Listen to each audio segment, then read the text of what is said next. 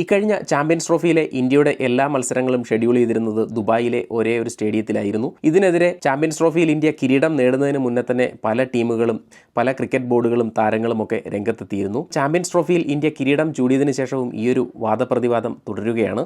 ഈ അവസരത്തിലാണ് ഇന്ത്യയെ അനുകൂലിച്ചുകൊണ്ട് പാകിസ്ഥാൻ്റെ മുൻ ഇതിഹാസ താരമായ വാസിം അക്രം രംഗത്തെത്തിയിരിക്കുന്നത്. പാകിസ്ഥാനിൽ വെച്ചായിരുന്നു ഇന്ത്യ ഫൈനൽ കളിക്കുന്നതെങ്കിൽ പോലും ഇന്ത്യ ചാമ്പ്യൻസ് ട്രോഫി കിരീടം ചൂടുമായിരുന്നു എന്നാണ് വസീം അക്രം വ്യക്തമാക്കിയിരിക്കുന്നത്.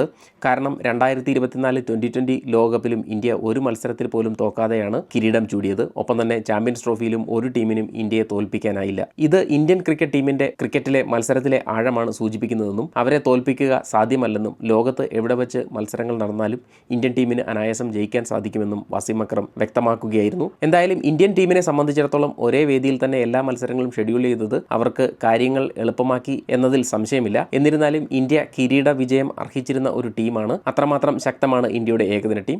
ഈ വിഷയത്തിൽ നിങ്ങളുടെ അഭിപ്രായങ്ങൾ കമൻറ്റ് ബോക്സിൽ പങ്കുവയ്ക്കുമല്ലോ. മറ്റൊരു വീഡിയോയുമായി വീണ്ടും കാണാം.